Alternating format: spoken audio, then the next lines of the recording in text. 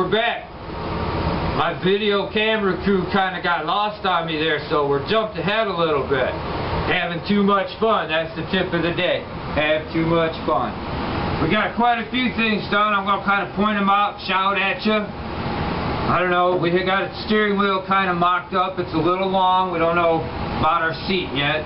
We had to put a steel plate on the inside of our roll cage bars here for added protection all the way around. Finished up our front floorboard.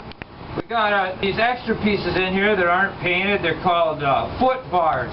What these do, I left it open on the other side there, Casper, so you can go down and see where it attaches to the frame. What this does is if you hit something that's immovable, such as the wall, we lost a car like that last year, we'll bust out a picture for that. So what this foot bar does is it protects the driver's feet, and it keeps the cage and the frame off of him. It lets the engine and the transmission sort of roll up and protects the driver. Always safety, safety, safety. We're getting ready here. Our floors are all in. We're ready to wire it up. Earlier we've set the engine down in it. Let's go up and take a peek at the mounts and things. Choo-choo! Hey, film crew's back on. Something I did forget to mention earlier about the steering column. We have a quick release wheel. It's not been welded on. It's got a little release here, and the nub pulls right off there. That's ease in getting in and out. Also, you have to have this little face pad right here, so you don't plant your face in the steering wheel. At least that way you'll have a little cushion. We wanted to tell you that we mopped out some paint here with some dollar store brushes. I figured I got 3 brushes for 33 cents a piece. That's my dollar. So we put some tractor paint on there from Tractor Supply. And we made this rear panel here. Just kind of slammed it out just like we talked about. It's not real neat. Didn't need to be neat. Just needed to be there. We put the shelf on the top here. Keep the fuel possibly from a rupture coming through the car or explosion. Now we put this bracket in here. This is going to be our on-off switch. Now we've got a wire harness. Switch goes here, on and off. Nice little guy here. This is in case you roll over, you get in an accident or something, that can just come up and shut your engine right off, so you're not running, and saves a potential fire hazard. We have these wired up here. Get it around for you. This is just an easy start box. The ignition, push it to start. Easy enough.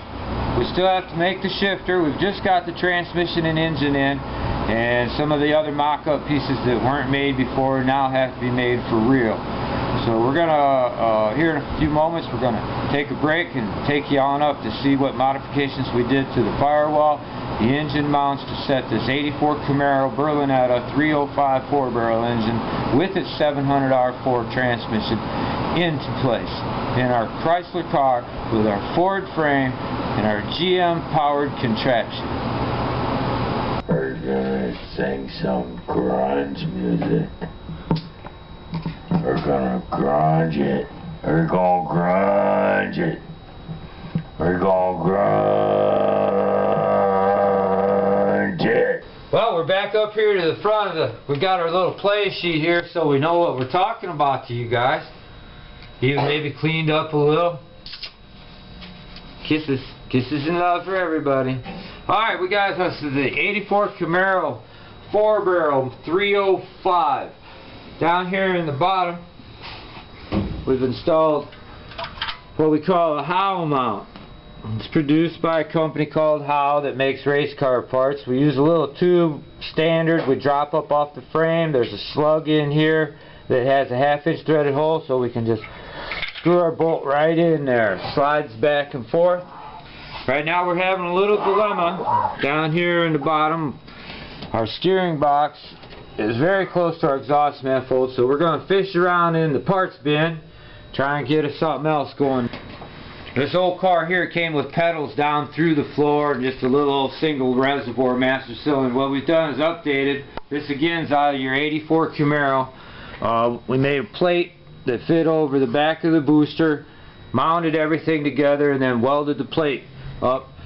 What this is going to give us is a dual master cylinder, so we'll have control of the front and the rear brakes. If one happens to fail, the other will be still there. So that was a mandate back in the early 70s. It's a good one. Well, we're back again. The wheels are turning. We've got the correct spindles on the car now. We went and found ourselves some 70 T-Bird disc brake spindles. They seem to work really well. We're going to come over here and we're going to talk about the windshield. We've got some damage up there that's been pounded out. What we had done is made some cardboard templates and cut out our windshield panels in 2 pieces out of 1/8" Lexan. There we go. Now this paper here pulls off and it'll be nice and clean. So there we are with that. We'll run some pop rivets down around here every 4 or 5 inches. When we get to that part, we'll show you all about how that China marker we talked about earlier ain't no crayon. This time we put on our body panels. We hollowed out the door so that they fit over our roll cage that we installed with our steel plate to protect our driver. So we've reinstalled the door. We put a few tack welds on here, there, and yonder. And this one here we've welded in. We put a strip. We've taken the door post out because we're going to change this area here. We're going to take these pieces out and move this one to here so it makes the car a 2-door instead of a 4-door. And also it makes our opening to get our driver in and out bigger. There's going to be a window net and a few other things that you'll see later on that we'll be putting on.